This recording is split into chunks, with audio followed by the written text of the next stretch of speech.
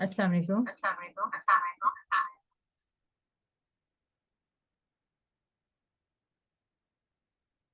वालेकुम सलाम रहमतुल्लाहि व बरकातुहू। मैं कैसे हैं आप? ठीक ठाक हैं? जी, अल्लाह का शुक्र है।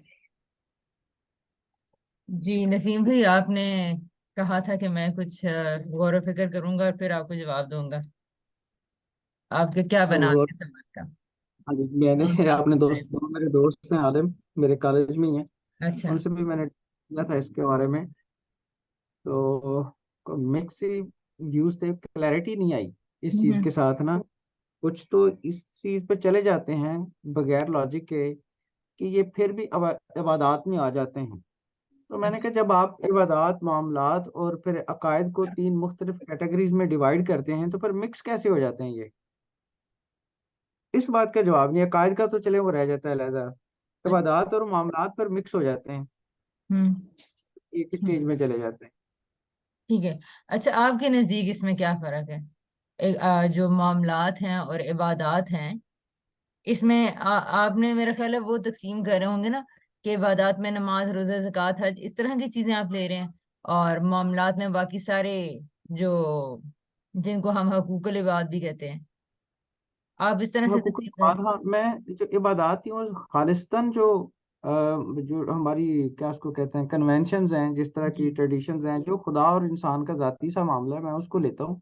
अगर अम्ब्रेला टर्म आप ले लें तो हम्म। खुदा और इंसान का जो जाती मामला है हम्म। वो मैं इबादत में शामिल करता हूँ, और जिसमें इंसान आ जाते हैं वो मैं मामलात में शामिल कर लेता हूँ।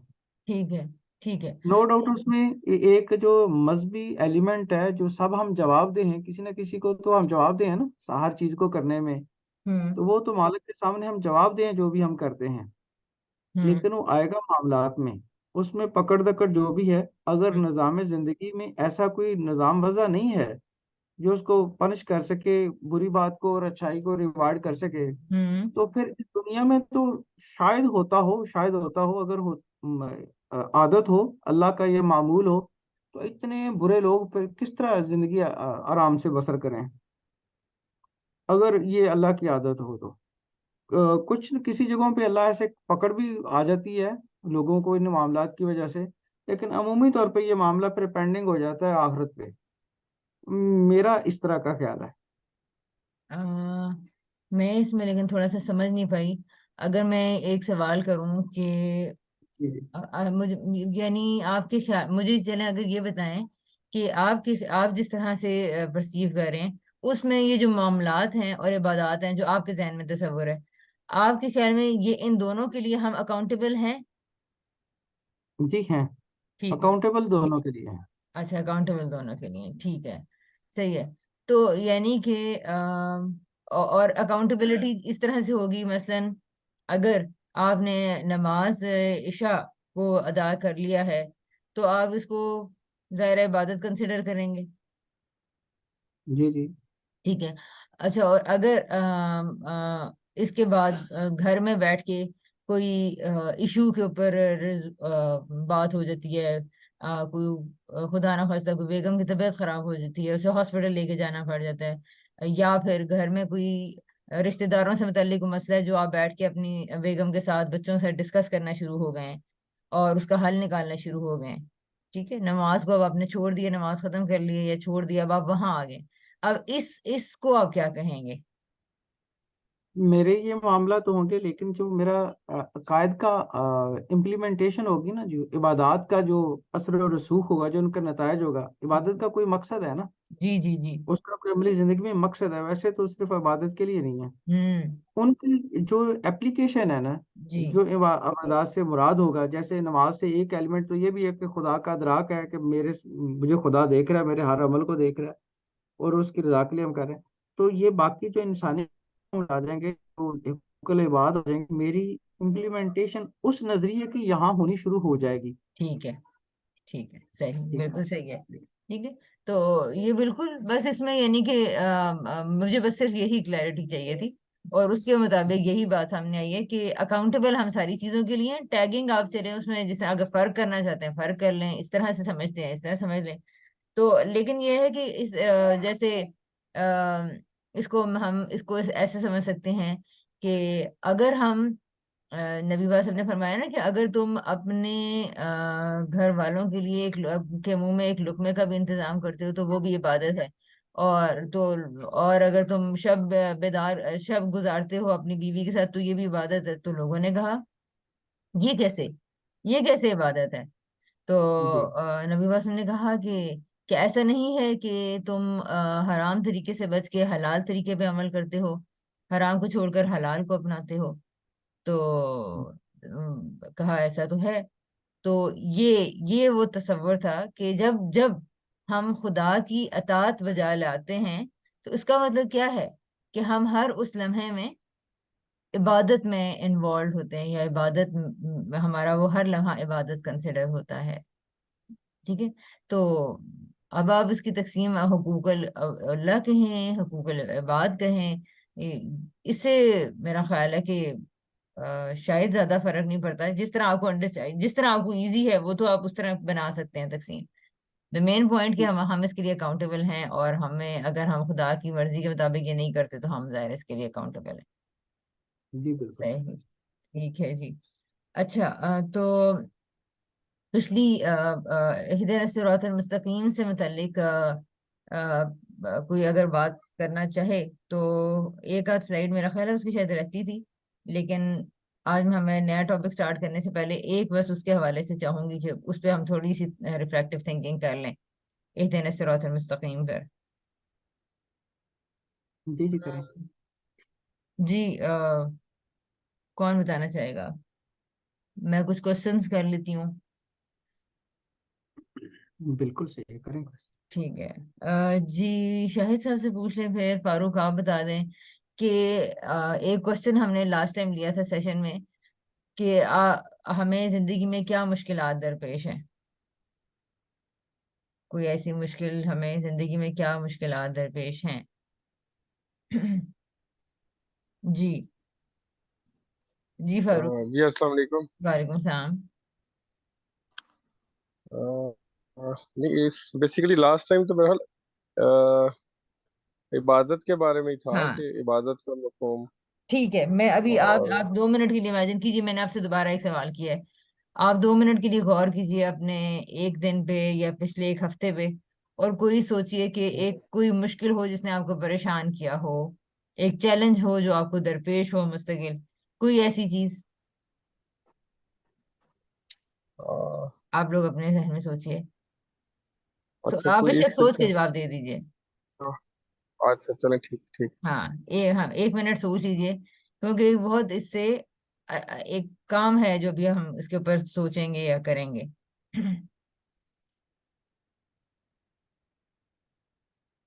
मैं सवाल दोहरा देती हूँ।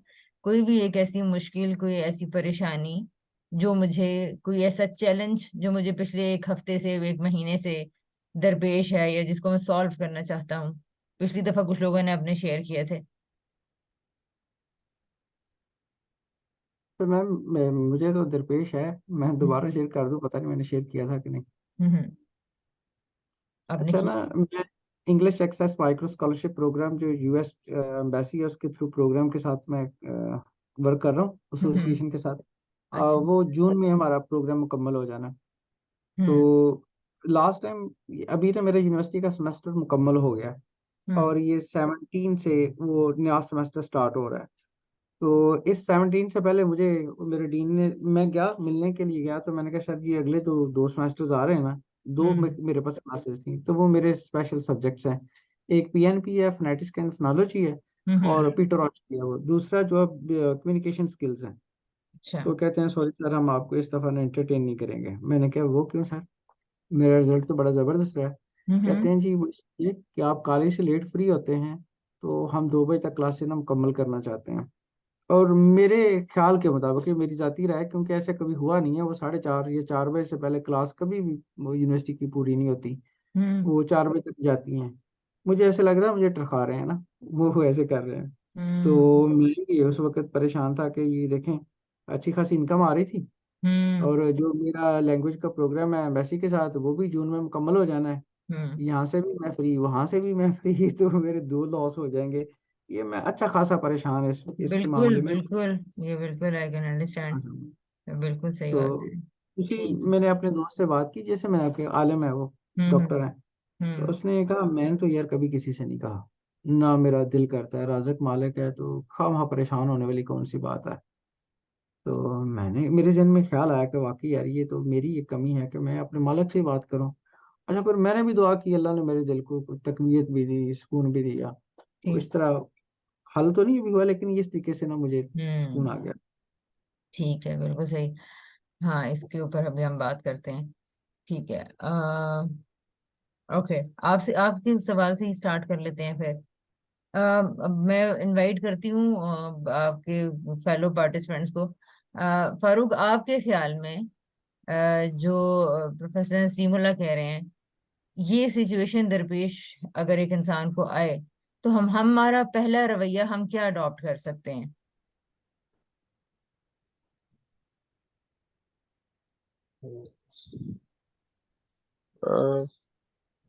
बेसिकली देखें, हर मुश्किल से निकलने के लिए एक तो यही है कि सब्र, कि अगर कोई चीज़ आपकी नहीं हो रही तो सब्र के साथ, लेकिन ये है कि उसके लिए मुसलसल एफर्ट जो है ना, कि जो भी आपका उससे निकलने के लिए आप उसके लिए कोशिश मुसलसल करते रहें, और उसमें डेफिनेटली अल्लाह ताला से जो है ना मदद दुआओं के ज़रिए, और वो लाजमी है।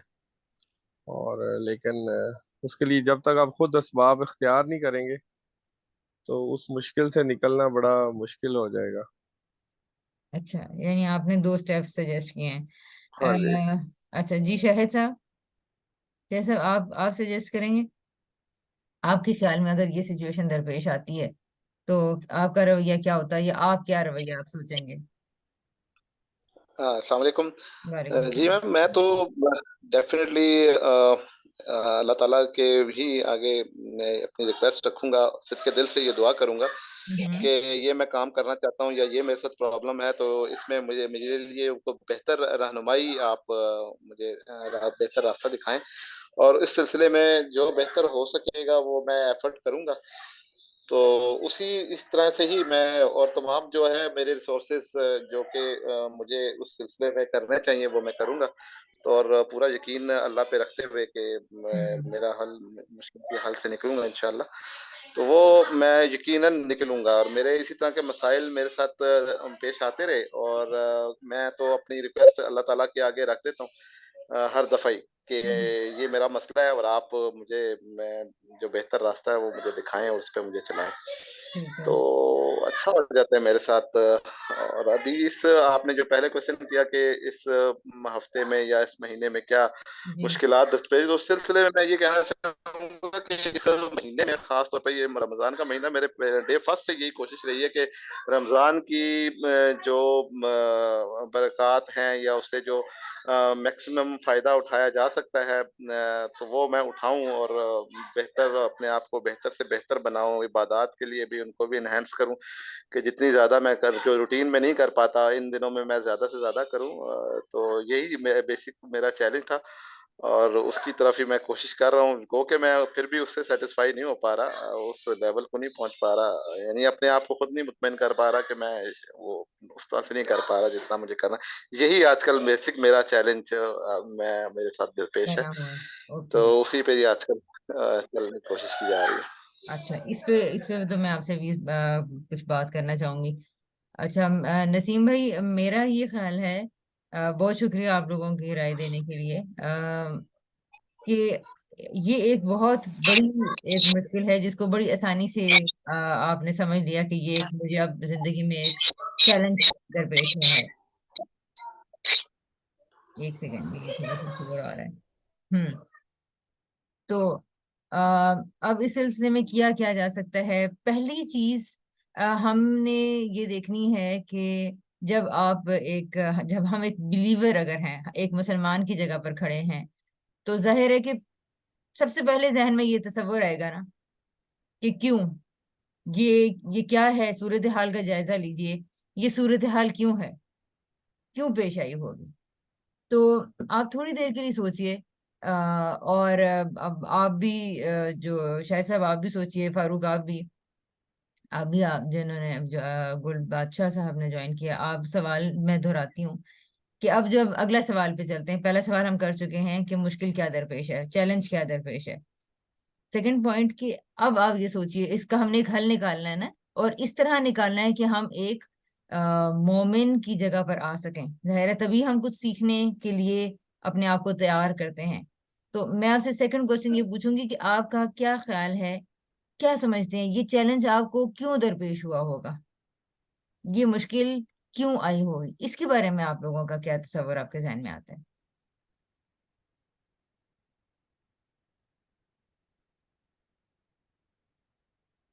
तो मैम अगर मैं शुरू करूँ, जैसे मैंने अपनी बात की थी, तो मेरी एक लॉजिक थी इसके ना, बैकग्राउंड बैकड्रॉप पे कि मुझे क्यों आया जो मुझे परसेप्शन हुई है। जी जी। लास्ट टाइम मेरा ना एक टाइम का इशू था उनके साथ।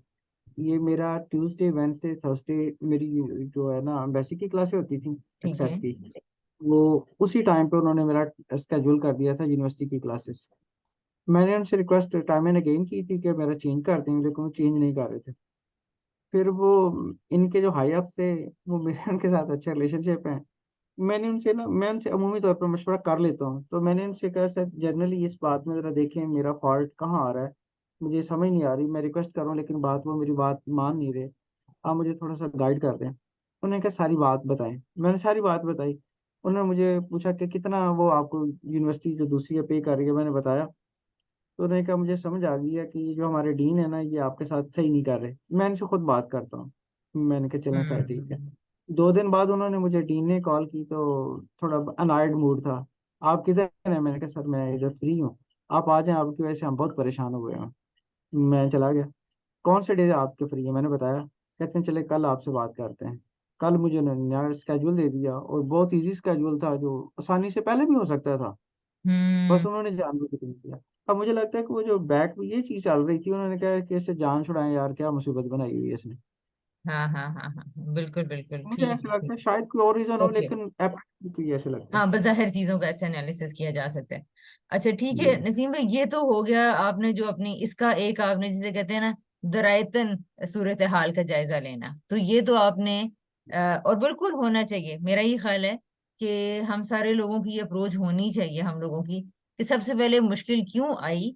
उसमें ये पॉइंट प्लीज नोट कीजिएगा अपने पास कि whenever we are facing some challenge in the life, तो first of all what the point we should consider कि हमें ये देखना है कि हमें अपने हालात का जायजा लेना है। और अगर आपने ये बात सोची है तो आई अप्रिशिएट कि ये वो पॉइंट है जो यकीनन हमें मद्देनजर रखना चाहिए कि वो क्या असबाब हुए होंगे जिन्होंने इस मुश्किल को मेरी जिंदगी में खड़ा कर दिया। ठीक है। जी सेम वे बाकी आप लोगों ने अगर जो भी अपनी मुश्किल लिखी है, आप लोग भी अब जिस तरह ये नसीम भाई ने अपना जायजा लिया है कि इसकी ये वजूहात हुई होंगी, और हम इस पे आगे चलते हैं कि ये एक स्टेप हो गया, ठीक है, कि आपने इसके बारे में ये सोचा। अच्छा, अभी हम इस स्टेप पे बाकियों का भी, बाकियों की मुश्किल के या चैलेंज के हवाले से भी लेते हैं कि वो उन्होंने इसके ऊपर क्या रवैया इख्तियार किया, और फिर मैं उस तरफ, हम फाइनली उस तरफ पहुंचेंगे कि ये मुश्किल क्यों आई और इसके अंदर क्या मुझे रवैया इख्तियार करना है। ठीक है, इसको हम लेकिन थ्रू प्रोसेस ही लेंगे बजाय इसके कि मैं इसमें कुछ बात कहूँ या। अच्छा, तो कौन अभी, कौन नेक्स्ट हमसे कौन शेयर करेगा? जी अस्सलाम वालेकुम। वालेकुम सलाम। जी बेसिकली इसमें मैं भी यही कहना चाहूँगा कि मतलब हर मुश्किल इंसान पे जो भी मुश्किल या कोई हर्डल आती है, तो उसके पीछे कुछ ना कुछ रीजंस होती हैं। तो सबसे पहले तो उसका एनालिसिस बहुत ज़रूरी है, क्योंकि अगर आप उसको जाने बगैर अगर आपका फॉर हम्म। एग्जांपल उससे निकल जाएंगे, ठीक तो है। कल को आपको उससे बड़ी मुश्किल फेस करनी पड़ सकती है। ठीक है। तो हर मुश्किल और उसका जो है ना, उसको आपका एनालिसिस बहुत ज़रूरी है, ताकि आप अकॉर्डिंगली ऐसी जो हालात थे या जो आपसे कोई मिस्टेक्स हुई हैं, ठीक तो है। उनको ओवरकम कर सकें। तो हम्म। बेसिकली हर ये अल्लाह ताला आजमाइश या मुश्किलों में इसीलिए डालता है ताकि आप उनसे कोई ना कोई सबक सीखें, और आपकी अगर जो कि अमल में कमी है, या आपकी जो आप कोई काम कर रहे हैं तो अपनी पूरी एफर्ट नहीं उस पे कर रहे हैं, तो आपके उसमें डेफिनेटली अल्लाह ताला सबक सिखाने के लिए आपको इस तरह की मुश्किलात में डालता है। अच्छा, तो अब फारूक सबसे इस पहले वक्त, एनालिसिस। मैं पॉइंट इस वक्त मेरा, thank thank you for sharing this point.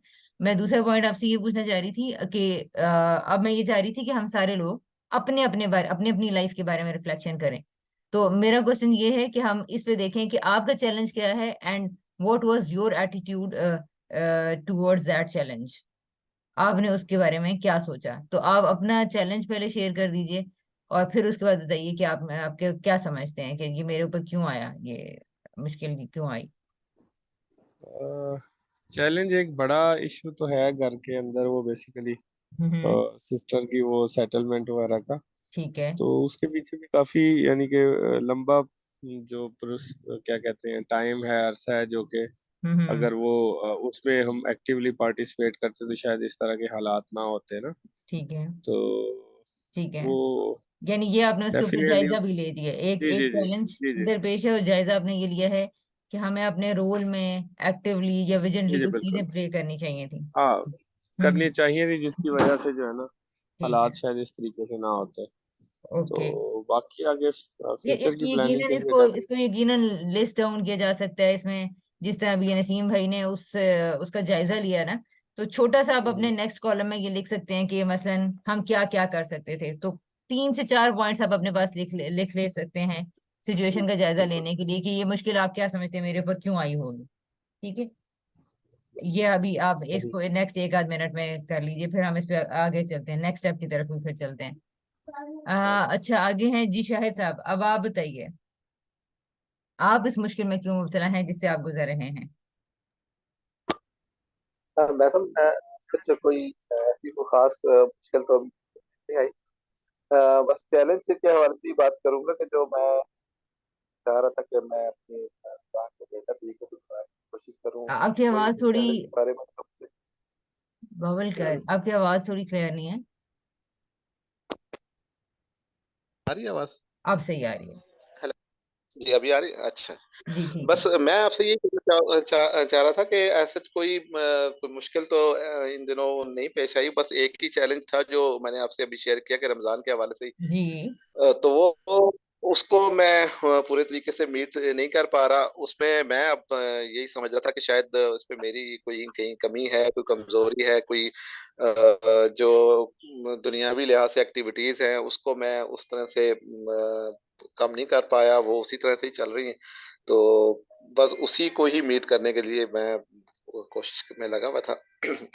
देखिए बहरहाल एक एक मुश्किल तो एक जहन में एक प्रोसेस का चलना। मिसाल के तौर पर अगर मैं अपनी लाइफ के ऊपर गौर व फिक्र करूं तो शायद पिछले 1 साल से अगर मैं अपनी जिंदगी में देखूं तो सारे चैलेंजेस इसी किस्म के हैं कि ये रास्ता अपनाऊं या ये रास्ता अपनाऊं, ये होना चाहिए या ये सब्जेक्ट्स होने चाहिए, इस फील्ड में जाना चाहिए, इस फील्ड में जाना चाहिए। तो अब देखें ये देखने में फिजिकली शायद इसमें कुछ भी मुझे नजर ना आए कि मैं किस मुश्किल से गुजरी हूँ, बट मेंटली इस थॉट प्रोसेस ने मेरे अंदर एक हलचल बर्पा की हुई है। राइट। तो ये वो चैलेंज आपने सबसे पहले इसको ओन करना है। देखिए हमारे यहाँ एक चीज खास तौर पर जो अगर हजरात के हवाले से थोड़े सा नोट किए जाए कि दे आर फेसिंग प्रॉब्लम्स। मैंने पिछली दफा भी इसके पीछे इसके ऊपर वो तवज्जो दिलाना चाहिए थी कि मर्द हजरात भी बहुत सारे मसाइल पे फेस कर रहे हैं, लेकिन होता ये कि उनका मैकेनिज्म कुछ इस तरह से है कि वो लोग सिर्फ चंद चीजों को मसला कंसिडर करते हैं। ठीक है। मसलन ये कि अगर ऑफिस की तरफ से कोई मसला आएगा तो मोस्ट प्रोबेबली वो बस सिर्फ उससे रिलेटेड इश्यूज को प्रॉब्लम कंसिडर करेंगे। अच्छा, बेगम नाराज है तो ये कोई इतना बड़ा मसला नहीं है। बच्चों को सही तरह टाइम नहीं दे पा रहा मैं, शायद ये कोई उनकी नजर में कोई बहुत बड़ा मसला ना हो। या फिर अगर हम लोगों के बच्चों की तरबियत में मैं और मेरी बीवी बेहतरीन तरीके से खुशी से सोच समझ के फैसला करने में रुकावट होती है तो शायद उनकी नजर में ये कोई मसला ना हो। ठीक है। तो सबसे पहले जो हमने, आप माशाल्लाह आप लोग हजरात, आप लोगों के सर्कल्स होंगे, आप लोगों के स्टूडेंट्स हैं, कुलीग्स हैं, लोग हैं, तो आप लोगों ने अपनी आपकी ग्रूमिंग के जरिए दूसरों को भी के लिए भी एक शम्मा जलानी है, ये मेरे मेरे विजन के मुताबिक, सो दैट ये चेंज बर्पा की जा सके कि अपने प्रॉब्लम्स को ओन करें। हम अपने साथ ऑनेस्ट होके सोचें और अपनी मुश्किल को एड्रेस करें। Yes I am facing through some challenges. ये बात पहले मुझे माननी है, क्योंकि आमतौर पर एक डिनाइल में रहने से तो कभी भी मसले का हल नहीं निकलेगा। अब ये देखिए ना, एक कमरा है, आप 2 मिनट के लिए सोचिए, और उसमें अगर आप लाइट, उस कमरे में कोई नाग है, कोई सांप है, ठीक है, तो अगर आप लाइट ऑफ कर दें वहां पर, तो क्या आपको कभी पता चलेगा कि आपको कोई चैलेंज दरपेश है? जी जी, गुल साहब, आप अपनी अगर पार्टिसिपेशन करना चाहें, आप बताइए।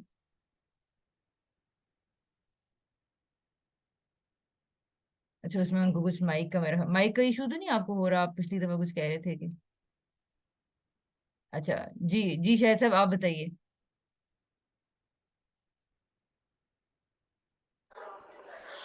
जी डेफिनेटली, जहर अब अगर हम जब तक हम लाइट ऑन नहीं करेंगे तो हमें तो नहीं पता चलेगा। कि उनको मसला तो है, वो तो ठीक है, हमें रियलाइज।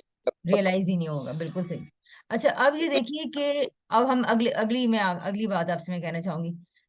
आपने अगर उस सांप का सर कुचलना है, उस चैलेंज को पहचानना है, उस मुश्किल को, जो हो सकता है वो कॉन्टिन्यूसली आपको वो कर रहा हो, बाइट कर रहा हो सकता है वो आपको कॉन्टिन्यूसली पिंच कर रहा हो, उसका उसकी पेन आपके अंदर घुल रही हो, लेकिन लाइट ऑफ है, और आप ये देख ही नहीं पा रहे, मैं ये देख ही नहीं पा रही कि मुझे कोई मसला दरपेश है, तो इसका मतलब ये है कि मुझे सबसे पहले लाइट ऑफ करना है, यानी मुझे लाइट ऑन करना है, यानी मुझे अपने कॉन्शियस को बेदार करना है कि yes I am going through some challenges, ठीक है।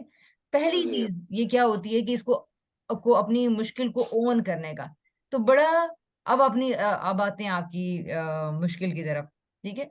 तो आपने जैसे कहा ना कि कोई इतना बड़ा तो चैलेंज नहीं है, फाइन, लेकिन अगर आप मेंटली इस रमजान में अपनी इबादत के बीच में अपने आप को, अपनी स्पिरिट को, अपने खुदा के साथ ताल्लुक को एस्टेब्लिश करने के हवाले से मुश्किल से दो चार हैं, तो आप क्या समझते हैं कि छोटी मुश्किल है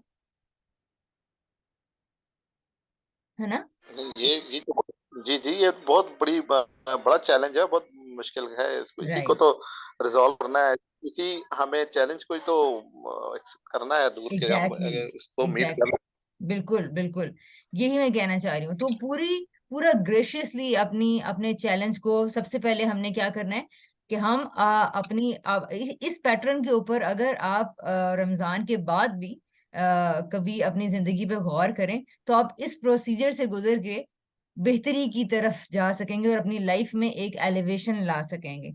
तो पहली चीज ये सोचते रहना, and I will suggest an activity जो शायद आपकी जिंदगी बदल दे, and that is spare 5 to 10 minutes for your self, that you have to reflect over your activities, over your day, over your week, कि आज मैंने क्या किया, आज मुझसे क्या हुआ, मैं किस बात पे परेशान हुआ, मुझे क्या मुश्किल दरपेश है, किस चीज से ने मुझे उदास कर दिया, कहाँ मेरी इमोशंस ऊपर नीचे हो गए, कहाँ मैंने गुस्सा कर दिया, कोई एक सवाल इनमें से ले लीजिए, ठीक है।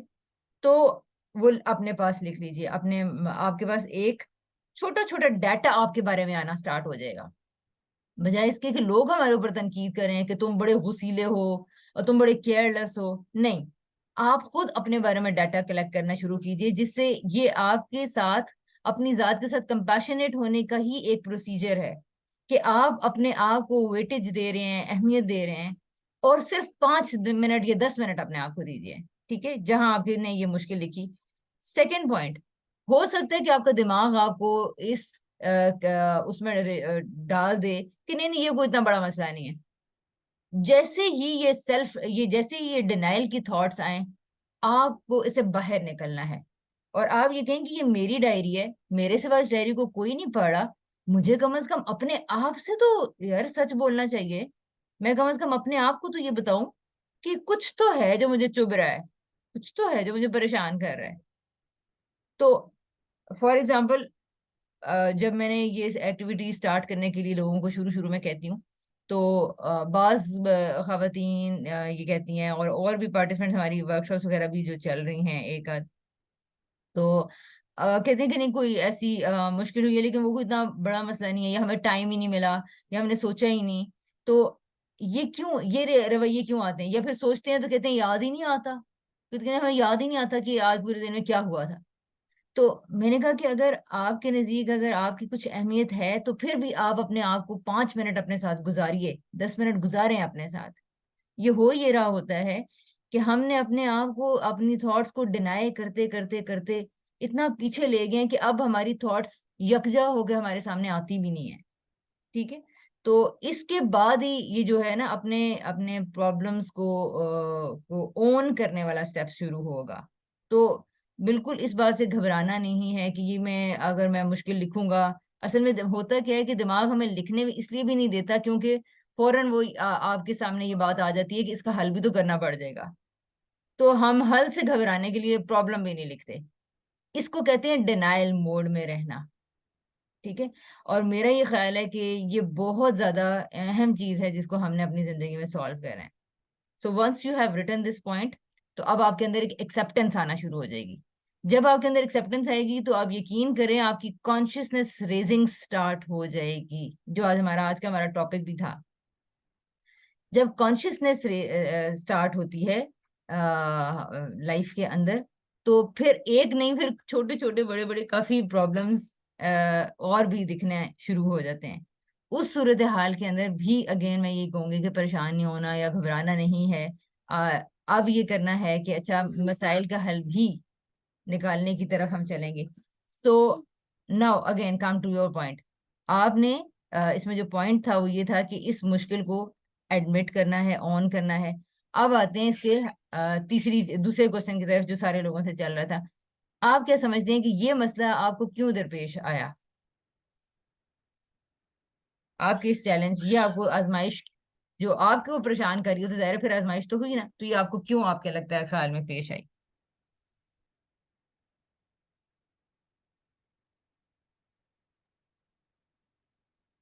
तो मैम एक तो मैंने पहले रीजन बता दी थी, वो जो फिजिकल रीजन थी नॉर्मली ना। हम्म। इसकी एक और जो है नॉन फिजिकल रीजन मुझे ऐसे समझ आती है कि जब सिग्नल रेड होता है ना, हम्म। तो आप रोक तो देता है, हो सकता है आप बड़ी जल्दी में हो, लेकिन जिस वक्त वो ग्रीन सिग्नल होता है तो उस वक्त आपकी पूरी लेन क्लियर होती है, आप स्पीड से जा सकते हैं। और इसी तरह हो सकता है कि ये एक मोमेंट के लिए मेरा जो स्टॉपेज है, मेरे लिए प्रॉब्लम का एक बायस हो, मुझे ऐसे लग रहा हो, लेकिन इसके जो है ना रिप्लेसमेंट में मुझे कुछ और मिल जाए। हम्म। जब जब ऐसे हुआ ना, तो मैंने एक और अपॉर्चुनिटी थी ऐसी, मैंने खुद ट्राई की। ठीक है। अ, ये एवोल्यूशन के थ्रू ना, एक उनकी है रीजनल इंग्लिश लैंग्वेज ऑर्गेनाइजेशन है, हम्म। तो उसके थ्रू मैंने अप्लाई कर दिया। उन्होंने कहा नहीं था, ये मॉक एम्बेसडर्स के लिए, मैसिव ओपन ऑनलाइन कोर्सेज के लिए, वो फ्री है, वो मुझे कुछ नहीं उन्होंने पे करना, हम्म। लेकिन उससे आपकी जो है ना वो वर्थ बढ़ती जाती है, जिस तरह हम्म। के मैं कोर्सेज कर रहा हूँ। मुझे उन्होंने ऑनलाइन लिया, इंटरव्यू किया, तो उन्होंने कहा जी क्यों करना चाहते हैं, मैंने रीजन बताई सारी ऐसे के लिए। उन्होंने कहा जी अच्छा ठीक है, हम इसको ना रिव्यू करेंगे, फिर आपको मेल कर देंगे। तो रात को जब मेल आ गई, उन्होंने मुझे अपना एम्बेसडर कंसिडर कर दिया इस एरिया में, कि मैं फ्री ऑनलाइन कोर्सेज फ्री मैं ही भी करवाऊंगा, वो भी मुझे कुछ नहीं पे करेंगे, लेकिन हम्म। मेरी प्रोफाइल जो है ना अपडेट होती जाएगी।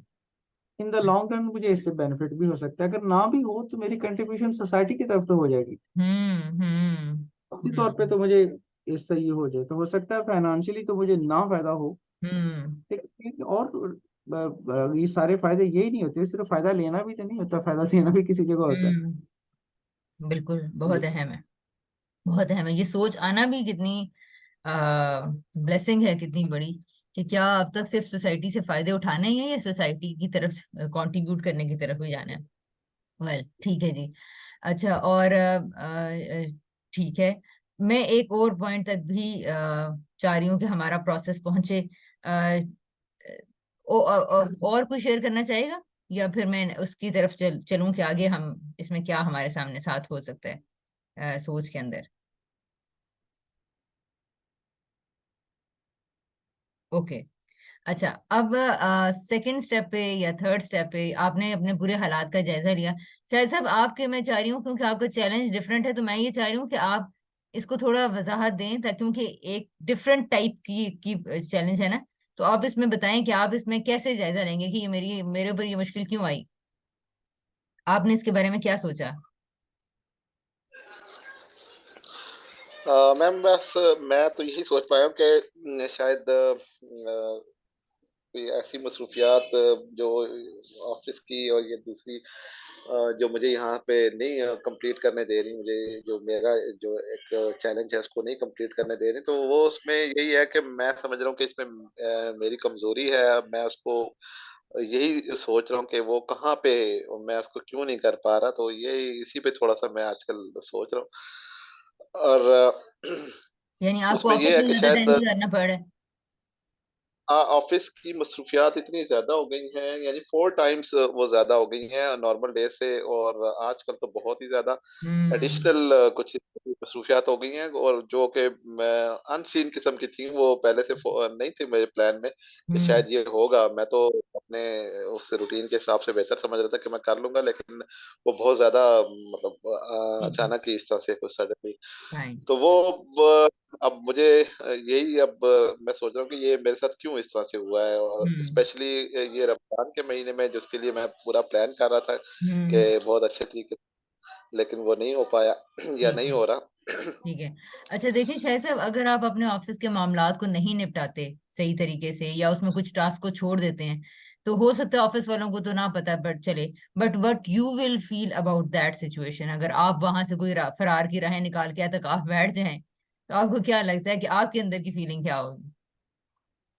नहीं देखे, हाँ वो ये है कि ऑफिस की तो वो जो टास्क है वो तो मैं ऑलमोस्ट कंप्लीट हो जाते हैं, उसको कंप्लीट करने की वजह से तो काफी मेरा जो है वो टाइम और जो सारी एनर्जी है वो इसी में ही वेस्ट हो जाती है, उसी को टास्क को ही कंप्लीट करने में। और क्योंकि वो टास्क मेरी जिम्मेदारी में आ जाता है, क्योंकि कोई ठीक भी है। मुझे वो टास्क असाइन होता है, तो वो फिर मैं ये समझता हूँ कि वो मेरी जिम्मेदारी है, वो मुझे टास्क कंप्लीट करना ही करना है हर सूरत। हम्म। हम्म। तो वो तो मैं कर लेता हूँ। ठीक है। तो हाँ उसके जी, बाद, और हाँ वो ठीक है। तो उस जी जी वो तो हो जाता है, लेकिन जो उसके बाद की मसरूफियात हैं वो मैं सही नहीं समझ मेरे गई। पास से हो मैं पा समझ रही। गई। ठीक है। ठीक है। अच्छा हाँ इसमें, हाँ आपने यानी ये अगर आप भी जिस तरह नसीम भाई ने या फारूक ने जिस तरह जायजा लिया है कि इसमें क्या हो सकता है ना, ऐसे अपने हालात का जायजा लिया जाए, तो इसमें अभी अगेन मेरा पॉइंट वही है कि ये मुश्किल मुझे क्यों दरपेश हुई होगी। अब हम इस पे आगे बढ़ते हैं कि आप नेक्स्ट ये सोचिए कि एक में आपका प्लान था, वो प्लान कैंसिल हो गया। मसलन आपने सोचा था कि मैं तदब्बर के साथ तिलावत करूंगा, या फिर मैं सोचो बचार के साथ एहतसाब के साथ नवाफिल अदा करूंगा, या बच्चों के जी साथ बिल्कुल। कोई ऐसी एक्टिविटी में टाइम स्पेंड करूंगा जिससे हम लोग सीख सकें या लर्न करें रमजान में। और मर्द जी हजरात अमूमन एतकाफ के बारे में भी सोचते हैं, तरावी के बारे में वो सोचते हैं। तो आपकी सिचुएशन से ऐसे लग रहा है कि इतनी थकन हो गई कि अब ये सारे काम तो इतने सही तरह नहीं हो पा रहे। सो ऐसा ही है। डोंट यू फील कि इट्स अ टाइम के बाद चीजें, यानी हालात का के तसलसल का जबर बाजुकात एक इंसान को सिखाता है। अगर एक इंसान कॉन्शियसली जिंदगी गुजार नहीं रहा, जाग कर मोहतात होकर बच बच कर चलने वाला वाली रविश को अगर जिंदगी में नहीं अपनाता, तो फिर खुदा की स्कीम ये है कि इंसानों को हालात के तसलसल के जबर से सिखाया जाता है। यानी एक इंसान मिसाल के तौर पर अगर अपनी सेहत की परवाह नहीं कर रहा, और वो हिफ्जान सेहत के असूलों को मद्देनजर नहीं रख रहा, और उसको कभी कभी दर्द होने लगती है, कभी उसको मोटापा आने लगता है, या कभी कभी सांस की प्रॉब्लम हो जाती है, लेकिन उसने ना पराठे खाने छोड़े हैं, ना सहरी में कमी की है, ना वॉक शुरू की है, इस तरह की चीजें हो रही हैं, तो अब क्या होगा? अब खुदाई स्कीम में इस तरह से होता है कि इंसानों को हालात के जरिए, फिर अगर वो खुद कॉन्शियस होकर आगे बढ़कर कोई इकदाम ना करें, तो फिर ऐसे हालात पैदा कर दिए जाते हैं जिंदगी के अंदर कि अब उसको, वो उसमें से वो सबक सीखे जो उसको सीखना चाहिए, वो उस आजमाइश से गुजरे और अपने अंदर वो तब्दीलियां पैदा करे जो उसको करनी चाहिए। तो फिर क्या होगा? खुदा ना खास्ता कोई किडनी स्टोन निकल आएगा, कोई पित्ते में मसला शुरू हो जाएगा, कोई खुदा ना खास्ता डिहाइड्रेशन हो जाएगी, और अचानक जो है वो गैस्ट्रिक प्रॉब्लम की वजह से सफोकेटेड इतना फील करेगा कि हॉस्पिटल जाना पड़ जाएगा। ये छोटे छोटे छोटे रिमाइंडर्स हमारी लाइफ में आते हैं कि देखो, तुम्हें अपनी सेहत की शुक्रगुजारी के लिए कुछ करना पड़ेगा। ये मैंने आपको सिर्फ एक एग्जांपल दिए सेहत के हवाले से, फाइन। इन योर केस या बाकी सारे सिचुएशंस के अंदर हो सकता है जब हम ये कहें कि हमें वो रोल जो हमने प्ले करना था या प्ले करना चाहिए, जब हमने वो नहीं किया, तो अब एक बड़ी मुश्किल है जो हमारे ऊपर आ जाती है और हमें कहती है कि अब इस तरह करो। ठीक है। अब ये कि अल्लाह ताला ऐसा क्यों करते हैं, ये है वो अहम बात जो मैं आप लोगों के साथ जिस पॉइंट पे शेयर करना चाह रही थी, कि खुदा ताला मुश्किल किसी इंसान पर क्यों भेजता है। खुदा का इस जिंदगी को चलाने का तरीकाकार ये है कि हर इंसान को उस आजमाइश में, उस मुश्किल में डाल रखा है कि जिससे वो गुजर कर अपने आप को प्योरीफाई कर सकता है, या अखलाकी लिहाज से, यानी सोच में, मामलात में, वादाशुआरी में, वफा में, सच्चाई में, इन सारी चीजों के लिहाज से, कहीं कहीं लेग पुलिंग तो नहीं मैं कर रहा, मैं किसी की गिबत तो नहीं कर रहा, मैं किसी लोगों के बारे में उनके पीछे से किस तरह के गुमान कायम कर रहा हूँ, ऐसी कुछ गंदगियां हमारे अंदर आ जाती हैं माशरे के हालात की वजह से। लोगों के बारे में हम पोल्यूट होना शुरू हो जाते हैं और उसको लेके फिरते रहते हैं। ठीक है। मुझे अपने कुलीग से हसद हो रहा है, और okay, and I am okay with that, यानी मुझे कोई फर्क नहीं पड़ेगा कि यार मुझे इससे हसद आ रहा है, तो अब मुझे इसके लिए कुछ सोचना भी है कि मैं इसके बारे में क्या करूं। क्यों? वो पर्सन इतना अनकॉन्शियस होता है, सोचता ही नहीं है कि ये कोई बड़ी मुश्किल है। ठीक है। मैं तो इसीलिए मैंने पहला स्टेप ये कहा था कि अपनी मुश्किल को ओन कीजिए। पहली बात है लिखिए, फिर उसको ओन कीजिए कि हाँ ये बात मुझे परेशान कर रही है कि मुझे अपने कुलीग से हसद महसूस हो रहा है, या मुझे ये महसूस हो रहा है कि मेरे बॉस जो है वो मेरे ऊपर कुछ दूसरे कुलीग्स को बार बार प्रेफर कर देता है, सारे काम मुझे टास्क में डाल दिए गए हैं फॉर एग्जाम्पल, और मुझे काम ज्यादा करवाया जा रहा है लेकिन उसके लिए कोई रिवॉर्ड बिल्कुल भी नहीं किया जा रहा। अब मुश्किल आई, मुश्किल के बारे में सोच, तो हमने ये सोचना है कि ये मुश्किल मुझे मेरा तज़किया करने के लिए आई है, मुझे प्योरीफाई करने के लिए आई है। ये है जो खुदा का किसी भी आजमाइश को देने से मकसद होता है इंसानों की जिंदगी के अंदर। तो आप सारे लोग और हम भी, मैं भी, अपनी जिंदगी में जब जब किसी मुश्किल से गुजरूं, तो हमने रुक कर ये सोचना है क्यों आई। जिस तरह आपने अपने हालात का जायजा लिया, बहुत अच्छे तरीके से आप लोगों ने माशाल्लाह एनालिसिस किया है कि अपने अपनी इधर उधर देखा कि मैंने क्या नहीं किया था, मुझे क्या करना चाहिए था, ये क्या मसाइल हैं। जैसे अभी नसीम भाई ने कहा कि हो सकता है मुझे किसी ऑल्टरनेट बेहतर पोजीशन की तरफ जाना हो सकता है वो बेहतर पोजीशन फाइनेंशियली तो ना हो, फाइनेंशियली तो ना हो, लेकिन हो सकता है वो जो खुदा ने मेरे अंदर पोटेंशियल्स रखे हैं, जो खुदा ने मुझे शख्सियत अता की है, क्या पता मैं वो रोल प्ले नहीं कर रहा था, तो मुझे ये एक एग्जाम्पशन है। ठीक है। इस तरह मैं सोचने के अंदाज के हवाले से बात कर रही हूँ कि मुझे शायद वो पे बैक करने का टाइम आ गया है, और जब मैं ये करना शुरू कर दूं तो शायद मेरा वो दूसरा प्रॉब्लम ही हल हो जाए। यानी हमने ये सोचते रहना है कि ये आजमाइश मुझे से क्या तकाजा कर रही है।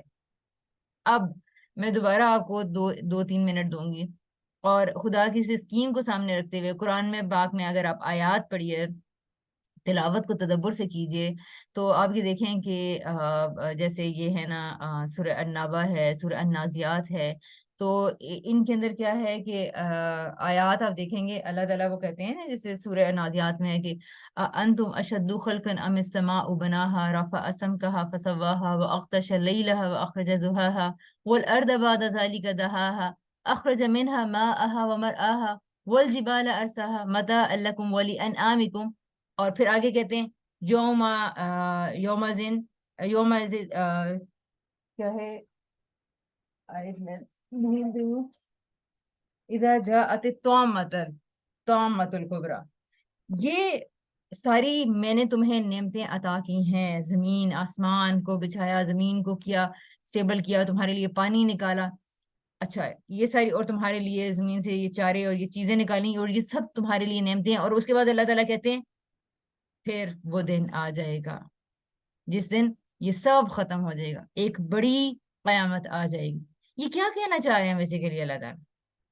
अल्लाह ताला कहना चाह रहे हैं कि जितनी तुम्हें मुश्किलें, या जितनी तुम्हें नेमतें, या जितना तुम्हें इस जिंदगी में दिया जा रहा है, नवाजा जा रहा है, be prepare, be prepare for the for that event जो होने वाला है, जो एक बहुत बड़ी जिंदगी के हालात के बाद एक फेस करनी है, और वो क्या है?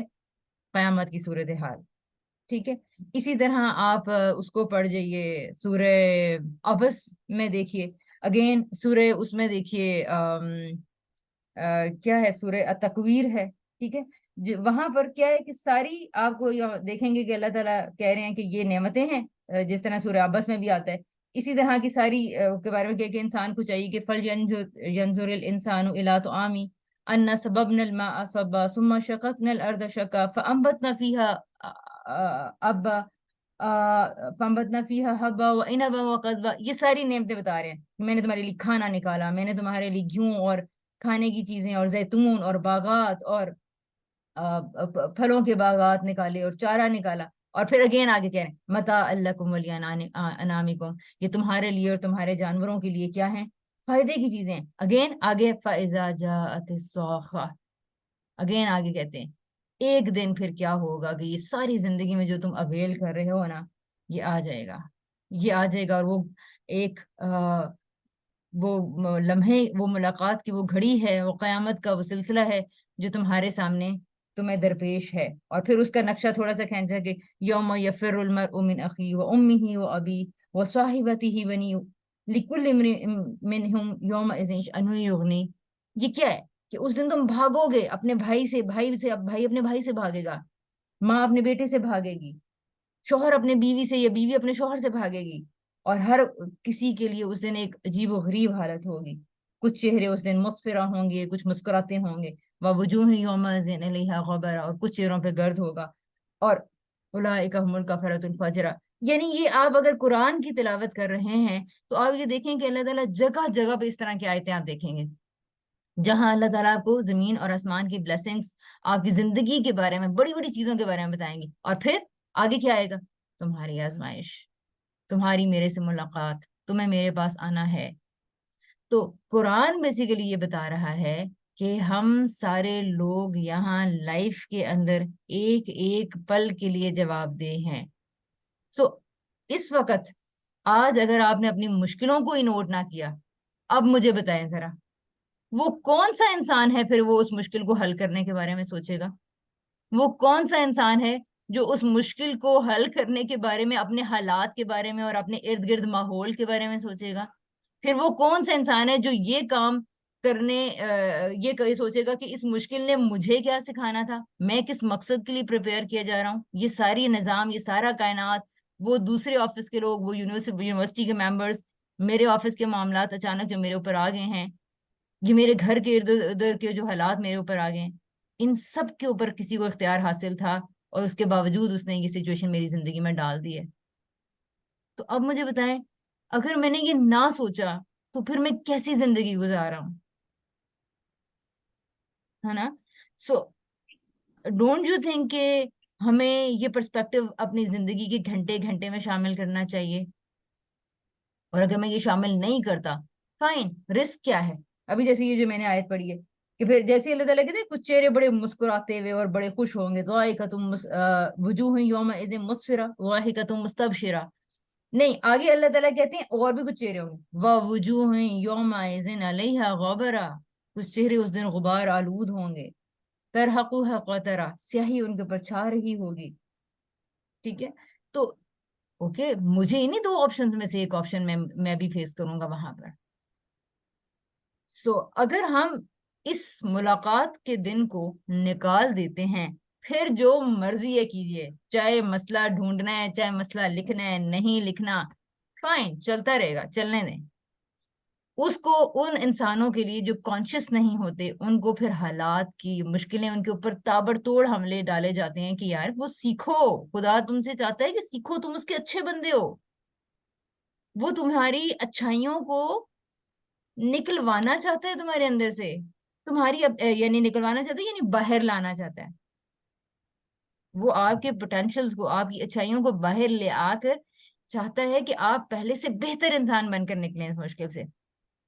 But if a person is not conscious about the situation और the challenge he is facing in his life, आप मुझे बताइए उसके लिए सारे प्रोसेसेस कहाँ से स्टार्ट होंगे? तो this is the third point और the fourth point we have to consider in our lives कि मेरे ऊपर मुश्किल क्यों आई, उसका एक पहलू ये भी है कि मुझे अपने पोटेंशियल्स को बेहतर तरीके से इवॉल्व करवाना है, मुझे अपनी इस मुश्किल, इस चैलेंज में थॉट प्रोसेस को मुकम्मल करना है।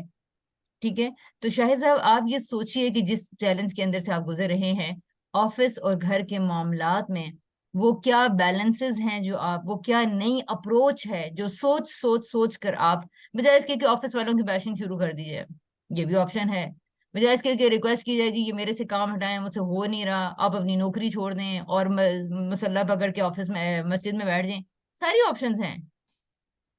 बट आपका पोटेंशियल कैसे बाहर आएगा, आपका तज़किया कैसे होगा?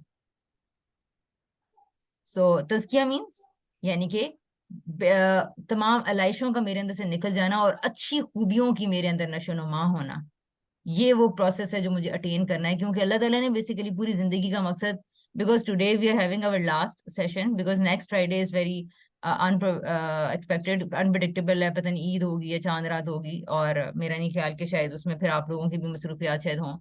सो the point I want to establish here कि हमने अपनी मुश्किलों को सोचना शुरू करें, अपने लिए वक्त निकालें, उनको तस्लीम करें, हालात का जायजा लें, ये जो छोटी सी प्रैक्टिस जिस तरह भी आप लोगों ने की है, और फिर ये देखें कि मेरे ऊपर ये मुश्किलें, क्या मैं इसी तरह अनकॉन्शियस जिंदगी गुजारता रहूंगा और एक के बाद एक मुश्किल आती रहेगी, या नहीं, I have to switch on light of consciousness, मुझे अपनी जिंदगी में मोहतात होकर चलने वाला रवैया इख्तियार करना है।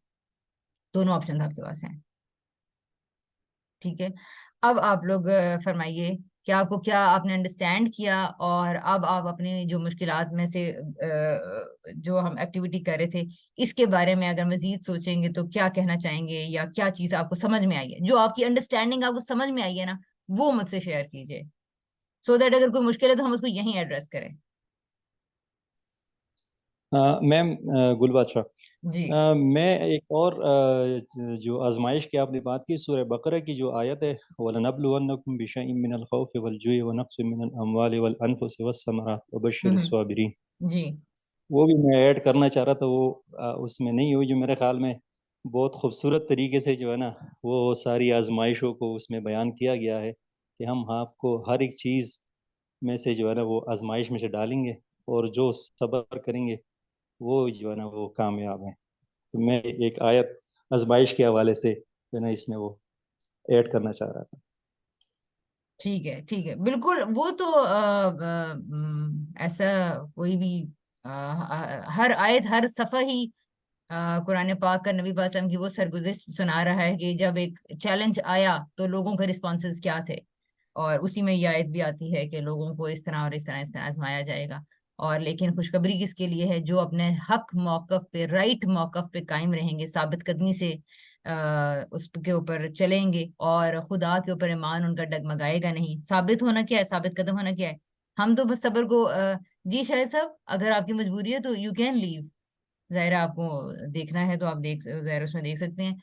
हम, मेरी तरफ से यही है कि आज हम इसमें एंड कर देंगे आज के इस सेशन को।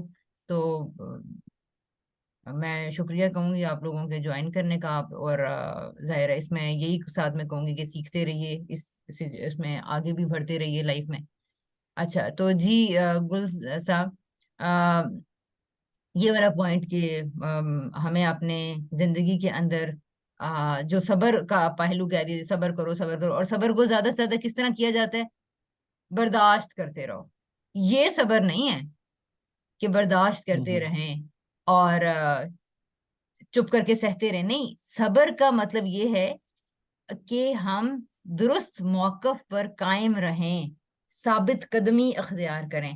और वो कैसे होगी, अगर मिसाल के तौर पर ये जिस तरह जो आप लोगों ने चैलेंजेस बताए हैं, अगर आप लोग इसके ऊपर सोचो विचार नहीं करते, हालात का जायजा नहीं लेते, ये मेरे ऊपर ये क्या हो रहा है, दाएं बाएं मेरे मुश्किलें इस तरह की क्यों आ रही हैं, ये मेरे घर में मामला क्यों खराब है, ये मेरे ऑफिस में मामला क्यों खराब है, अच्छा इसका जायजा नहीं लेंगे तो मुझे बताएं स्ट्रैटेजी कैसे बनेगी, प्लानिंग कैसे आएगी, फिर उसके बाद ये देखना कि मैं इस प्लानिंग को सॉल्व करते करते या इस प्लानिंग के अंदर जाते जाते लोगों से तो नहीं कहीं बदगुमान होता जा रहा, लोगों के लिए हसद, रकाबत और इस तरह की चीजें तो नहीं आती चली जा रही, अगेन अगर मैं लोगों से पोल्यूट होता जा रहा हूँ अपनी मुश्किलों को सॉल्व करते करते, तो फिर क्या हो रहा है, इसका मतलब है मैंने सही मौकफ को छोड़ दिया है, अब मैं साबित कदम नहीं रहा।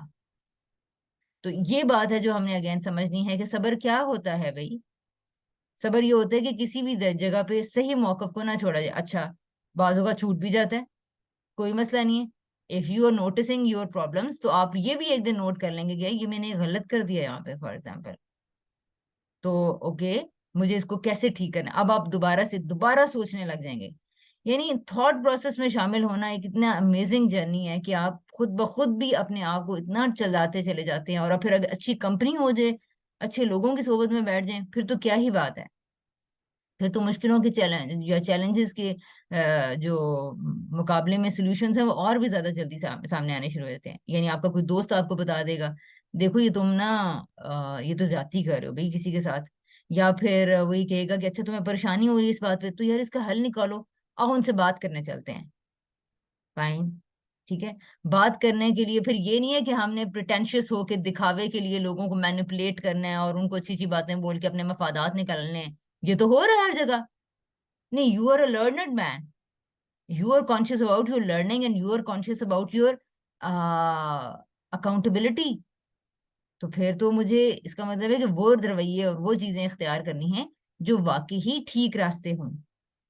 जैसे हुस्न ज़न रखना, ये कैसे कायम किया जाएगा? फिर मुझे इन चीजों को सीखना है, समझना है और अपनी जिंदगी में बेहतरी के रास्ते निकालने के लिए तगोदो करनी है या कोशिश करनी है। ये है, इसके लिए कहा जा रहा है वो वबश्शिर साबिरीन, खुशखबरी दे दो इन साबित दुरुस्त मौकफ पर कायम रहने वालों को, साबित कदम लोगों को। ओके, अच्छा जी। सो इसको कनेक्ट किया जा सकता है, ये है इहदिन सिरातल मुस्तकीम का प्रोसेस जो हमें अपनी लाइफ में लेकर आना है। सो अब आप जब नमाज पढ़ेंगे तो आप ये सारा प्रोसेस अपने नवाफिल के अंदर भी कर सकते हैं, ठीक है। यानी नमाज बाजुकात हमारी लाइफ से बिल्कुल भी रिलेट नहीं करती, हमारा दिल नहीं चाहता और हम एक जाते हैं, एक टक्करें मारते हैं बाजुकात और लगे बंदे उठते हैं। बिकॉज क्यों? हम लाइफ नमाज की कोई रेलेवेंस नहीं है, लेकिन मौश की मेरी जिंदगी में रेलेवेंस है। वहां जाता हूँ, कुछ पोटेंशियल्स हैं वहां निकालने हैं, कुछ लोगों से बात करनी है, कुछ लोगों को वहां पे इनपुट्स देनी है अपनी। आउटपुट दूंगा तो मुझे पे मिलेगी। उसकी, आपके मौश की, आपके ऑफिस की रेलेवेंस है आपकी लाइफ के साथ। So you are concerned about that. नमाज के बारे में हमारे साथ क्या मामला होता है? आधी आधी जिंदगी गुजर जाती है, लेकिन नमाज के बारे में हमें ना वो तड़प आती है, ना हमारा भागने का दिल चाहता है नमाज की तरफ। ये क्या है न? या फिर अगर जाते भी हैं तो अल फातिहा और सूरतें पढ़ के और बस पढ़ते जाते हैं, लेकिन मेरी जिंदगी में कोई तब्दीली वो नमाज नहीं ला रही होती। मेरे घंटे घंटे में उस नमाज ने कोई ऐसा, यानी नमाज अगर हम किसी मुश्किल से गुजर रहे हैं तो ऐन मुमकिन है कि नमाज पढ़ने के बाद मेरी सोच में कोई तब्दीली ना आई हो। ऐसा क्यों होता है? बिकॉज नमाज हमारी जिंदगी से रिलेट ही नहीं करती, इररेलेवेंट चीज है हमारे लिए, क्योंकि हमने वो सोचा ही नहीं जो सोचना चाहिए था। किसके सामने आया हूँ, अल्हम्दुलिल्लाह कह रहा हूँ, तो वो कौन कौन सी ब्लेसिंग्स हैं जो मुझे सोचनी है सबसे पहले खड़े होके। अच्छा, अब सोचने लग जाएं क्या है? जमीन आसमान, मौसम, घर, नौकरी, बीवी, बच्चे, खाना पीना, अमन अमान, आजादी। सोचते जाइए एंड स्पेंड फ्यू मोमेंट्स हमद के अंदर, कुछ लम्हात गुजारने हैं हमने। अगेन अर्रहमान अर्रहीम मालिक यौमिद्दीन। Okay, if I am enjoying the mercy of Allah, तो फिर I am accountable for that. अब अगली थॉट में आ जाए, अच्छा जी अगर इंसाफ होगा तो मुझे तो ये शदीद मुश्किलें हैं, फिर मैं तो बेबस हूं, इनमें क्या करूं? इय्याका नअबुदु व इय्याका नस्तईन। अब अगेन अगली थॉट में चले जाइए कि अल्लाह तेरी बंदगी के लिए इस दुनिया में हाजिर है, तो अब मदद आप नहीं करनी है। तो अब क्या, इस पे क्या सोचेंगे? ये जो मेरी अभी बच्चों से मैंने ऊंची आवाज में बात कर दी है, ये बच्चों पे चिल्लाया हूं मैं, या मैंने ये बीवी को तंज कर दिया है, या मैंने उसको किसी बात की परमिशन नहीं दी है, वो पूरी रात रोती रही है, ओ ये मैंने क्या किया? या ऑफिस में मैंने किसी कलीग के बारे में झूठ आगे उसके बॉस के वो को कह दिया है, ओ ये तो मुश्किल आ गई। अच्छा, अब मेरे इस, अच्छा अल्लाह ताला मुझे इसमें मालिक यौमिद्दीन है, तो ये मेरे सामने आ जाएगा। अब कमजोर था, गलती हो गई, अल्लाह ताला से अब मदद मांगनी है। नस्ताइन, किस तरह मदद मांगेंगे? सोचेंगे उसके ऊपर, सोचिए, वहां एक एक आयत पर टाइम स्पेंड कीजिए। रूटीन में नहीं हो पा रहा तो नवाफिल में कर लें। एंड ये बात आपको ले जाएगी कि अब क्या करूं, इहदिना सिरातल मुस्तकीम, कई रास्ते हैं, अल्लाह ताला सही रास्ते पर गामजन कीजिए। तो इसकी रेलेवेंस अपनी लाइफ से कायम करनी है हमने नमाज की। इस अगर रेलेवेंस को कामयाब इसको करने में हम कामयाब हो जाते हैं, तो आप ये देखिए कि आप 4 फर्ज भी पढ़ेंगे ना, लेकिन उसमें क्या पता कि आपका 15-20 मिनट लग जाएं, 5 मिनट 10 मिनट लग जाएं, और उसके बाद जब आप सलाम फेरेंगे ना, तो आपकी सोचों में एक कम से कम इर्ताश जरूर पैदा हुआ होगा। ठीक है, ओके। तो अब आप लोग कुछ कहना चाहें तो अगेन यू आर वेलकम।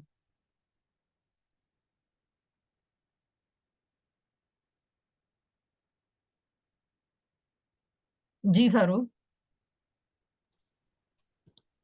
अ, जी बिल्कुल। इसमें बेसिकली यही है कि हमारा जो अभी मुश्किलात और इसका जिक्र हुआ है, तो हम छोटी छोटी चीज़ों को इग्नोर करते रहते हैं। हम्म। मतलब वो हमें अलार्म मिल रहे होते हैं तो हम कॉन्शियस ही नहीं होते, हम्म। चाहे वो सेहत के इशू हैं, माश के इशू हैं, तो वो हमें खटक रही होती, लेकिन हम शायद उस पे उसको इग्नोर कर लेते कि अगर हमने इस पे कुछ एफर्ट की तो हो सकता है कि ये कोई इशू है जो अभी तो मेरे साथ लिंक नहीं है, लेकिन हो सकता है कि ये मेरे ऊपर ही सारी हम्म। जिम्मेदारी आ जाए या इसमें मेरा प्रॉब्लम बढ़ जाए। तो हम उसको आंखें चुराते रहते हैं या उसको जो है ना इग्नोर करते रहते हैं कि शायद ये ठीक वैसे ही हो जाएगा। तो हम्म। मेरा ख्याल है कि ये डेली बेसिस के ऊपर या हर वक्त जब आप कॉन्शियस होंगे और उसके अगर आपको कुछ चीज़ नज़र आ रही है तो आप उसी दिन उसी वक्त आप उसको एड्रेस करने की कोशिश करेंगे, तो मेरा ख्याल है कि आगे आप फर्दर जो है ना मज़ीद अपनी ज़िंदगी को बेहतर कर सकेंगे। अगर आप आज उसको इग्नोर करते रहेंगे, आज कॉन्शियस नहीं होंगे, तो हम्म। फिर जो है ना हालात आगे मुश्किल से मुश्किल इस दुनिया में भी होंगे, और जो आपका प्योरिफिकेशन वाला सिस्टम है कि हम्म। आप अपनी तज़किया करने वाला है, तो वो भी उसकी नौबत ही नहीं आएगी। वो कल, कल और कल और कल, और फिर वो कल कभी नहीं आएगा और वो बदले का दिन आ जाएगा। ठीक है। तो ये बिल्कुल कॉन्शियसनेस जो है ना वो अभी से, और ये जो कहते हैं ना कि इमरजेंसी, हम्म। तो ये तो अभी से बेदार करने की ज़रूरत है। ठीक है। अच्छा, और तो अगर मैं आपको ये कहूँ कि with in last 10 minutes 5 minutes, मैं अगर ये कहूँ कि आपने इन लेसन्स के बाद अगर कोई एक चेंज आपको अपने अंदर कोई महसूस हुई है, या कोई एक ऐसा अज़्म या एक ऐसी बात जो आप अपनी लाइफ में ले आना चाहते हैं इसके बाद, इस रियलिटी को जानने के बाद, वो क्या हो सकती है? अगर आप शेयर करना चाहें तो, सो दैट हम हमें भी किसी और को हो सकता है किसी की वजह से मोटिवेशन मिल जाए। तो आपका इरादा, आपका अज़्म क्या होगा? नहीं, मैंने भी बेसिकली एनालिसिस वही किया कि उसमें जितने भी इश्यूज थे तो उसमें ये कोई इशू एक दिन के अंदर डेवलप नहीं हुए, यानी ठीक है। इसमें छोटी छोटी चीजें थी जो कि उसी वक्त एड्रेस कर देनी चाहिए थी। ठीक है। तो अब इसमें यही है इरादा कि बेसिकली वही कॉन्शियसनेस के डेली बेसिस के ऊपर आपने एनालिसिस करना है कि क्या क्या इश्यूज हैं, ठीक है। कहाँ पे जो है ना मैं जो है ना इसमें सुस्ती बरत रहा हूँ, हम्म। और कहाँ कहाँ पे इम्प्रूवमेंट की गुंजाइश है। तो तो कॉन्शियसनेस का डेफिनेटली वो कॉन्शियस कोई बनेगा। यानी कॉन्शियस, आपने कहा वो ज्यादा कॉन्शियस होंगे और ज्यादा अच्छा एनालिसिस करेंगे। कॉन्शियसनेस को किस अमल से आप अपने लिए, आप कौन सा अमल ऐसा आप अपनी जिंदगी में ऐड करेंगे कि जिससे आप ये समझेंगे कि मेरी जिंदगी में कॉन्शियसनेस का होने का हक अदा हो रहा है? ऐसा होता है ना कि हमारे पीछे मिसाल के तौर पर एक सच्चाई का एक स्पिरिट खड़ा है, एक प्रिंसिपल खड़ा है। तो अब मैं अगर आपसे कहूँ कि आप कैसे सच्चाई के प्रिंसिपल पे आना चाहते हैं, तो आप कहेंगे कि मसलन मैंने अपने बच्चों से या बेगम से या ऑफिस में अगर किसी से कोई गलती हो जाएगी तो मैं एडमिट करूंगा उनके सामने। अब ये एक बिहेवियर है जो आपने अपने प्रिंसिपल के साथ जोड़ दिया। So what do you think कि ऐसी क्या एक जाहिरी एक्शन या अमल हो सकता है जिसको आप कॉन्शियसनेस के साथ जोड़ सकें या वाबस्ता कर सकें और अपनी लाइफ में बेहतरी को वो एक्सपेक्ट करेंगे? उसमें सबसे पहले तो वही एक टाइम आपने निकालना है, हम्म। जो कि वो आप जैसे नमाज में भी कर सकते हैं, या फिर वही एक डायरी पेंसिल हम्म। लेके भी आप डेली की एक्टिविटीज, और फिर राइट। डेफिनेटली कुछ आपके अल्लाह के साथ मामलात होंगे और ठीक है। कुछ लोगों के साथ होंगे, और लोगों के साथ जो भी होंगे वो लोगों के साथ ही सेटल हो सकेंगे। ठीक, और बिल्कुल बिल्कुल। बिल्कुल सही। ठीक है, ये दोनों ही बड़ी अच्छी बेसिकली वो चीजें टाइम निकली ही हैं। निकालना है। बिल्कुल ठीक है। यानी बेसिकली वो टाइम जो निकालना है ना वो डेली, राइट। वो बहुत जरूरी है, और उसके बगैर जो है ना, मेरा नहीं ख्याल कि ये पॉसिबल है। राइट, और अगर ये कभी मुश्किल हो तो थिंक अबाउट योर मोटिव, और कोई ऐसी हम्म, चीजें अपनी जिंदगी में लेके जो आपकी ड्राइव बन सकें, जो आपको रियलिटी से इस दर्जे में आगाह करें। जैसे ये एग्जांपल मैं अक्सर देती हूँ कि अगर आपके कमरे में सांप बैठे हुए हैं and you don't know about that, आपको इस फैक्ट के बारे में पता ही नहीं है, but this is reality of life. वो कहा था ना नबी पाक सल्लल्लाहु अलैहि वसल्लम ने कि तुम्हारे सामने दो रास्ते हैं, सॉरी, वो क्या है कि जन्नत की तरफ जाने का जो रास्ता है वो मुश्किलों से, तकलीफों से, आजमाइशों से, गमों से भरा हुआ है। ठीक है, और उन तकलीफों पे चल के वहां पहुंचा जा सकता है। और इसी तरह जो लेकिन जहन्नुम की तरफ जाने का रास्ता है वो ख्वाहिश नफ्स और ख्वाहिशात और शहवात से भरा हुआ है, से ढका हुआ है। तो हमने ये सोचना है कि जब जब मैं अपने नफ्स को रिस्पॉन्ड कर रहा हूँ या कर रही हूँ, जब जब मैं अपने नफ्स के, अपनी ख्वाहिश के रास्ते पे चल रही हूँ, तो मुझे ये सोचना है कि ये रास्ता मुझे कहाँ ले जाएगा। तो राइट नॉलेज एक्वायर करना, ये एक बहुत बड़ी ड्राइव बन सकता है अगर हम सोचें तो किसी चीज से अगर मैं मूव ना हूं, मुझे टाइम निकालने में मुश्किल हो, तो मुझे फिर इस तरह की स्ट्रेटेजीज को अपनी लाइफ में लेकर आना है, जो हमें उठाएं, जगाएं और कुछ काम करवाएं हमसे। अच्छा जी, थैंक यू फारूक। जी गुल बादशाह साहब, आप क्या कहेंगे?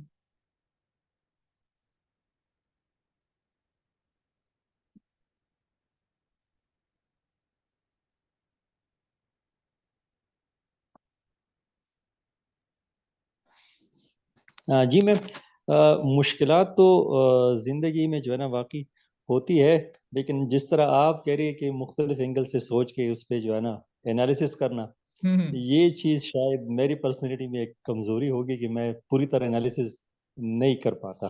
ठीक। और आइंदा जो है ना, मैं अब इस पे वर्किंग करूँगा कि मुश्किलात को जो है ना किस तरह एनालिसिस करके जो है ना उसको हम्म। सोल्यूशन की तरफ लेके जाना है। तो ठीक है। आपकी इन लेक्चर से जो है ना मैं यही अभी सीखने की कोशिश कर रहा हूँ कि किस तरह इन चीज़ों को लेके जाना है। बिल्कुल बिल्कुल ठीक है। सही। अच्छा, और इसमें ये आप कर सकते हैं कि बाद आप जब एक नया काम करना शुरू करते हैं ना, तो बहुत मुश्किल सी होने लग जाती है। अगेन आपने इस बात से मुतनब्बे रहना है, अवेयर रहना है। तो इसका बड़ा अच्छा तरीका है कि हम ना कंपनी को ज्वाइन करें, हम अपने साथी बनाएं, जो हमें एक दूसरे का हाथ पकड़ के कहें कि देखो तुमने ये कमिट किया था ना, तुमने आगे चलना है। मैं ये अगर करूं तो आपने मुझे ये रियलाइज करवाना है। वो आपकी बेगम हो सकती है, वो आपके बच्चे हो सकते हैं, वो आपका कोई नेबर हो सकता है, कोई ऑफिस का फ्रेंड हो सकता है, वो आपका कोई क्लास फेलो हो सकता है, कोई भी। तो इस तरह बाजू का जब हम गिरने लगते हैं और हम बड़े कमजोर हैं और जब नया काम करते हैं तो मुश्किल भी होती है, तो कुछ ना कुछ आपने अपने आप को इंटैक्ट रखने के और अपने आप को मुस्तकिल मिजाजी से कायम रखने के लिए इस तरह के भी इकदाम करते रहने हैं। ठीक है, कि कहता था कि ये ना हो कि मेरी मोटिवेशन बस रमजान तक ही रहे। ठीक है, बल्कि हमने इससे नहीं, मैं आगे भी अपनी लाइफ में एक मुस्तकिल तौर पर बेहतर इंसान बनने के लिए कुछ रवैये अपनाऊंगा, और उसके लिए मैंने क्या क्या सोचना है, तो ये भी सोच रखिएगा। और इसमें फॉर एग्जाम्पल अगर आप लिखते रहें तो ऐसी चीजें आपके सामने आती रहेंगी। अच्छा जी, थैंक यू सो मच नसीमुल्लाह साहब। हाँ जी मैम। अच्छा ना, मेरे जहन में एक और ख्याल आ रहा था कि जैसे लाइब्रेरी में न्यूज़पेपर पढ़ने जाते हैं ना, तो वो स्टैंड पे लगी होती है न्यूज़पेपर, आप उस तरह होते हैं। हम्म। अगर एक घर में इस तरह की एक नोटबुक हो ना, हम्म। जर्नल, मैं तो कहता हूँ आप बना के वो शेयर कर दें हम सबको, हम्म। कि वो ना हर कोई आए ना तो अपना इशू वहाँ फीड कर दे। हाँ। और जब उसके पास टाइम हो ना, जब उसके पास टाइम हो, रिफ्लेक्टिव थिंकिंग के बाद ना, वो आप उसके पॉसिबल सॉल्यूशंस देख ले, या हाँ। रीजंस, पहले रीजन देखेगा फिर पोटेंशियल सॉल्यूशंस देख ले। अगर हाँ। उसके पास टाइम हो तो फैमिली के साथ डिस्कस कर ले, अदरवाइज वो इश्यूज वहाँ फीड रहेंगे ना। तो वो हम्म। 1 वीक के बाद या 15 डेज के बाद ना कोई फैमिली में गेट टुगेदर इस तरह करें कि हम इनको ना जो हम्म। सारी चीजें आई हुई हैं, बेशक हर बंदे का अपना अपना वहाँ लगा हो, या उसके रूम में हो, उसके पास हो। अगर कॉमन प्लेस पे हो जाए तो वो जर्नल सा हो सकता है, हम्म। लेकिन हर एक के पास अगर अपना भी हो तो वो भी जो शेयर करने वाला हो दूसरों के साथ शेयर किया जाए। जबरदस्त। कल्चर की बड़ी जरूरत है। ये ना, ये जो रिफ्लेक्टिव थिंकिंग कल्चर की बहुत जरूरत है, अदरवाइज तो फिर हम 2-4 दिन करने के बाद ना नहीं कर सकेंगे। एग्जैक्टली एग्जैक्टली, बहुत अहम बात है। बात ही रिफ्लेक्टिव थिंकिंग को, इस पर प्रोसेस को स्टार्ट करने का पीछे मकसद ही ये है कि हम लोग सिर्फ मोटिवेशन बातों की लेके तो बस फिर भूल जाएंगे सब कुछ। लेकिन अगर दिमाग ने सोचने का काम शुरू कर दिया ना, तो आप यकीन कीजिए हर दिन एक नया दिन होगा। And it's a very beautiful suggestion जो आपने दी है कि घर में कॉमन प्लेस हो सकता है। ये तो घर में बीवी बच्चों के साथ भी बैठ के डिस्कस किया जा सकता है कि आप लोग इस चीज में कंफर्टेबल हैं कि नहीं है। ये ना हो कि बीवी बेगम ने अपनी मुश्किल लिखी है, अगले दिन और मूड खराब हो जाए। तो इस चीज के इतने तो लिहाज से सेंसिबल हो ना सारे लोग, ये ओए रोजाना ना ना पढ़े, हफ्ते के बाद पढ़े। हाँ, तो नहीं, लेकिन ये है कि जिस तरह भी होगा प्रोसेस, तो इसी प्रोसेस से गुजर के ही हम आगे चलेंगे ना। तो ये ऊंच नीच होगी, लेकिन मसला ये कि बात ये कि हमने घबराना नहीं है। हमने वो एनवायरनमेंट क्रिएट करना है। अगर आज मूड खराब हो गया, सो व्हाट। हमने ये हम ना बाजू को गुफ्तगू इसीलिए नहीं करते कि यार ये कोई ऐसी बात कह देगी जिससे मेरा मूड खराब हो जाएगा, और फिर हम घबरा जाते हैं कि फिर मैं रिएक्ट ना कर जाऊं। तो इसकी वजह से हम पहले ही सिरे अपने स्पाउस से बात ही करना छोड़ देते हैं। ये मतलब ये फैमिली लाइफ के जो डोमेस्टिक इश्यूज होते हैं उधर जो मैं देखती हूँ कि प्रॉब्लम्स क्या हैं। बहुत सारी बीवियों को ये कंप्लेन होती है कि शोहर सुनता ही ये नहीं। मेरे साथ आमतौर पे होता है। वो घर में रहती है, वो सारा काम उसने घर संभाला हुआ, बड़ी मेहनत करती है, और मैं हाँ। सारा दिन बाहर रहता हूँ। हम्म। मेरी और कम्युनिकेशन इस सिलसिले में तो होती नहीं है, हमारा कॉमन कोई पॉइंट ही नहीं है। वो अमूमी हम्म। तौर पे कहती है कि मैं आपसे बात क्या करूं, जो आपसे बात करते हैं तो आप कहते हैं चले ये ठीक है। हम्म। अच्छा, एक और भी इशू होता है कि हम, मेरी अपनी तो तबीयत इस तरह की है, फौरन ना कंक्लूजन पे पहुंच जाते हैं कि अच्छा इसका ये मतलब होना है, ये चीज होनी है। हालांकि बात तो पूरी सुननी चाहिए। बिल्कुल। बहुत अहम सुनी ये आप जाती बात नहीं है, बोले। सुनी नहीं जाती। मैं खुद इस चीज को फील करता हूँ कि अच्छा ये कहा, चल ठीक है, इसका ये सोल्यूशन है। हाँ। अच्छा देखिए, असल ये में ना क्या है आज ना, ही, हाँ। सुनो, सोल्यूशन नहीं चाहिए होगा उसको तो, बात करनी थी। सोल्यूशन शायद उसको इतना इम्पोर्टेंट एग्जैक्टली ना हो। एग्जैक्टली, देखिए ये जो मैंने अभी दिया है ना कि बाद चीजें, मिसाल के तौर पर नमाज हमारी जिंदगी की बहुत बड़ी रियलिटी है, दिन में 5 बार हमने पढ़नी है। लेकिन इसकी मेरी लाइफ के साथ कोई रेलेवेंस नहीं है, तो आहिस्ता आहिस्ता बस ये सिर्फ कुछ जुमले दोहराने और रटने का एक बस चीज बन चुकी है, और वो क्या है, मेरी लाइफ में बस पड़ी हुई है। कभी कभी हमारी जिंदगी में वो जगह आ जाती है कि हमारा मियाँ और बीवी का रिश्ता बस एक नाम की इंफॉर्मेटिव एक इंफॉर्मेशन है जो मेरी जिंदगी में पड़ी हुई है, और उसकी कोई रेलेवेंस नहीं बन पा रही मैं। यानी मेरा शोहर मेरे लिए बिल्कुल रेलेवेंट नहीं रहेगा अगर वो मुझे कभी सुनेगा ही नहीं, कभी मेरे मसले में मेरी मेरी फीलिंग्स को समझेगा ही नहीं। तो ये बिल्कुल ठीक बात है कि बाजू का सोल्यूशंस नहीं चाहिए होते, वैलिडेशन चाहिए होती है। और जब जब आप उसके मसले का हल निकालने लग जाएंगे, तो इसका मतलब है कि उनको ये मैसेज जाएगा। यानी आप लिसन एम्पैथिक लिसनिंग के बारे में आप बहुत अच्छी तरह जानते हैं। तो एम्पैथिक लिसनिंग में दूसरे की फीलिंग्स को वैलिडेट करना होता है, पहले गौर से सुनना होता है, फिर उसके पर्सपेक्टिव को समझना होता है, फिर जजमेंटल नहीं होना होता कि ये कोई मेरे से ना इसको मदद चाहिए, नहीं, जजमेंटल नहीं होना होता। और फिर उसके बाद उसकी फीलिंग्स को अपने मुंह से कन्वे कर देना होता है, बताना होता है। सेम प्रोसेस हम बच्चों के साथ भी कॉन्वर्सेशन में कर सकते हैं, और ये हम अपनी बेगमात के साथ भी कर सकते हैं। लेकिन जब हम ये नहीं करते, तो इसका मतलब है कि हम उन्हें कॉन्टिन्यूसली ये मैसेज देते हैं, your feelings are not important. ये लो, मैंने सोल्यूशन कर दिया ना, और मेरी बड़ाई तुम्हारे सामने आ गई, एंड दैट्स इट। जिससे और दूरी और दूरी और दूरी पैदा होनी शुरू होती है, क्योंकि दो दिमागों को ये लगने लगता है कि ये मेरे लिए रेलेवेंट नहीं है, हालांकि हम एक ही कमरे में जी रहे होते हैं। तो बहरहाल ये भी बहुत बड़े जो हमारा इस वक्त सोसाइटी का इशू है कि dull and boring marital life हम लोगों के एक और चीज जो मैंने एक्सपीरियंस की है, बस हम्म। आपका टाइम भी मैं ज्यादा ही ले रहा हूँ। नहीं नहीं, अच्छा ना, मैं ना सेम फ्लोर पे पूरी फैमिली रहती थी, सेम फ्लोर पे। हम्म। अब एक साल पे ना मैं ग्राउंड फ्लोर पे हूँ, और जो बाकी है बेटियां और जो उनकी मामा है वो जो फर्स्ट फ्लोर पे हैं। इससे डिस्टेंस क्रिएट हो गया। हम्म। बिल्कुल, अब ये तो मैंने डिसाइड किया कि हम नेक्स्ट मंथ से हम फिर ना सेम फ्लोर पे शिफ्ट हो रहे हैं। तो माशाल्लाह। वो मैंने डिस्कस किया उनसे ना, तो वो जो हमारी एक लिंक था ना, एसोसिएशन थी, वो बड़ा गैप आया, बड़ा गैप आया। हालांकि मैं ये समझ रहा था कि हर एक को अपना रूम मिलेगा, वो अपनी जगह बैठ के अपना काम अच्छे तरीके से करेंगे, ज्यादा अच्छा काम हो जाएगा, प्रोडक्टिव हो जाएगा। हम्म। वो कोई काम हुआ। बिल्कुल नहीं, ये तो देखिए, आपने एक पूरा बंदा अगर आप निकल गया ना, वो हम्म। घर में एक पूरा एक हैवी लाइफ है जो चल रही होती है। यानी एक माँ 10 दफा बच्चों से बात कर रही है, वो खाना किसने खाया, खाना किसने नहीं खाया, किसने बर्तन उठाए, किसने नहीं उठाए। क्या तुम्हारी किताबें कहाँ पड़ी हैं, तुम्हारे ये बेडरूम की हालत देखो। तो बाप जब इन छोटी छोटी सिचुएशंस में से निकल जाता है ना, तो आहिस्ता आहिस्ता वो सिर्फ निकलता नहीं है, वो ये भी मैसेज देता है अपने बच्चों को एक तरह से कि ना हम इरेलेवेंट भी होते चले जाते हैं, और दूरियां सिर्फ एब्सेंस की वजह से दूरियां बननी शुरू हो जाती हैं। और बच्चों को कुछ अरसे के बाद जब उनसे पूछेंगे तो वो कहते हैं हमारे बाप को हमारी कोई परवाह नहीं है, हमारी माँ को हमारी कोई परवाह नहीं है। और ये वजह क्या होती है पीछे से इस तरह की, कि मैंने इन इन सिचुएशंस में बात करना चाहिए थी, but there was no one to listen मी।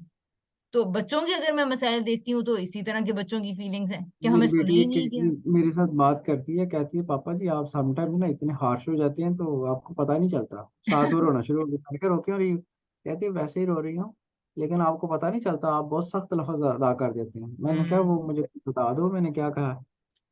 वो मेरे साथ जाती है बात जगह पे, कहती है बात का तो आप कहते हैं आप है ही ऐसी हो, लेट हो जाती है। तो हम्म। मेरा साहब अपना मैंने टाइम पे पहुंचना होता है, तो मेरी प्रेजेंस उधर होती है, मैं उनके एज ए टीचर होता हूँ। तो हम्म। मुझे तो टाइम पे पहुंचना है, तो बच्चे हैं कभी लेट भी हो जाते हैं, तो जाना चूंकि उसने मेरे साथ होता है मैं कहता हूँ आप जल्दी करो मैं जाने लगा हूँ, बाद वक्त मैं बाहर निकल जाता हूँ। तो वो फील करती है, कहती है हम्म। कि ये आपका रवैया ना बड़ा ही गलत है। और हम्म। होता भी गलत है, अगर मैं उनके एंगल से देखूं तो गलत होता है। और मैंने ये बात नोट की है कि ये माँ या बाप जब कहते हैं अच्छा बताओ मेरी क्या गलती है बताओ, तो बच्चे को साफ ये वाइब्स पहुंच जाती हैं कि इत्थे तक बिल्कुल गल नहीं करनी। हाँ जी हाँ क्योंकि जी हाँ माँ जी। ने अगले ही लम्हे और ऐसी बातें कह देनी है कि बच्चा पहले ही बेचारा इतना घबरा हम्म, जाता है, हालांकि वो बड़े भी हो जाते हैं, लेकिन वो जो दिमाग में जंजीरें डल चुकी हुई है ना खौफ की और इस तरह, हम्म। तो उन्हें पता है कि मुझे रिपरकशन सहने पड़ेंगे। इनको बता दिया ना आपने ये कहा, इन्होंने कहना अच्छा खुद जो ये किया था, अच्छा खुद जो ये करती हो। तो उनको ज्यादा मुश्किल फेस करनी पड़ जाती है, इसलिए वो सहम ही जाते हैं और वो अपने आप को पीछे ही कर लेते हैं कि ये बात ही नहीं करनी, इनसे तो बात ही नहीं करनी। मैं तो वैसे उनको ना बताता हूँ, कहता हूँ कि मैं गलत हो सकता हूँ, मुझे हो सकता है समझ ना आती हो, फिर जब हम्म। मुझे बात बात मिस्टेक होती है ना। हम्म। आज भी बेटा मेरे पास खड़ा हुआ था, तो मैंने क्या ना कुछ और था, वर्ड मैं और यूज कर रहा था। तो हम्म। वो मुझे ना वो मैं अच्छा हाँ राइजक मैंने लेना था। वो मैंने कहा था आज मुझे ना 40 mg का वाला दे दो, तो मैं उसे 20 का ही कह रहा था, 20 वो मुझे दे रहा था। मैंने कहा नहीं यार 20 दो, 20 mg। वो कहता पापा जी ये 20 है। और हाँ मैंने कहा सॉरी सर मैं 40 का कहना था, तो हाँ हाँ। मैं 20 का कह रहा था। बिल्कुल। अच्छा मैंने कहा देखो यार हसन बात ये है, समटाइम्स आप देखो तुम्हारे सामने ये काम चल रहा है, मैं कहना कुछ और चाह रहा हूँ वो कुछ और जाता है, तो मैं भी एरर कर सकता हूँ ना। तो अगर कभी कोई बात ऐसी हो तो क्लैरिटी कर लिया करो, ये ना हो कि पापा कह रहे हैं तो चल सही है कोई बात नहीं। हाँ बिल्कुल बिल्कुल। तुम्हारे सामने मेरा हो और रहा है, ये तो मैं कॉन्फिडेंस है। कहना कुछ और चाह रहा हूँ क्या कुछ और बिल्कुल हो। बिल्कुल बिल्कुल, इस रवैये से ना हमारे बच्चों को बहुत कुछ कम्युनिकेट होता है कि मेरे बाबा में मिस्टेक अगर हो सकती है, ये नहीं कि वो आपकी गलतियां निकालने लग जाएंगे, उनको आप के साथ कनेक्ट करने का एक मौका मिल जाएगा और उनकी फीलिंग्स आप ज्यादा शेयर करने की पोजीशन में आ जाएंगे। इंसान ही तो समझेंगे वो। बिल्कुल बिल्कुल ऐसा ही है। ओके जी, बहुत ज़्यादा शुक्रिया हमारे इस सफ़र के लिए, और ये रमज़ान के लिए मुख्तसर सी मैंने पहली दफ़ा ये एक्सपीरियंस रखा था कि मेन क्लास को क्योंकि आदमी हजरात इतने मुश्किलात को इतना अहमियत नहीं देते अपनी लाइफ में, तो हमने कहा था कि नहीं मर्दों के लिए भी प्रोग्राम होना चाहिए ऐसा जिसमें कि वो मैम ये आपने देख लिया ना कि मर्द कितने डिसेंट होते हैं, आपने देख लिया ना। डिसेंट से क्या मुराद है? बहुत अच्छे होते हैं, वो अपनी कमिटमेंट्स को पूरा करते हैं। ये वो अपने थोड़ा सा बारे में रिमाइंडर चाहिए होता है, हम्म। रिमाइंडर चाहिए होता है, लेकिन पहुंच जाते हैं। बिल्कुल। ठीक है जी। ओके जी, अल्लाह मनफाना बिमा अल्लमतना व अल्लिमना मा यनफउना व जिदना इल्मा। अल्लाह ताला हमने जो भी सीखा है समझा है इस पे हमें बेहतरीन तरीके से अमल करने की और हमारी कॉन्शियसनेस बेदार करने की हमें तौफीक अता फरमाए, सो दैट हम हर स्टेप पे सोचने समझने वाले इंसान बने और अपने कॉन्शियस बीइंग होने का हक अदा कर सकें। Thank you for your participation. अल्लाह हाफिज। अल्लाह अल्लाह हाफिज। हाफ़िज़। जज़ाकल्लाह। अल्लाह हाफिज।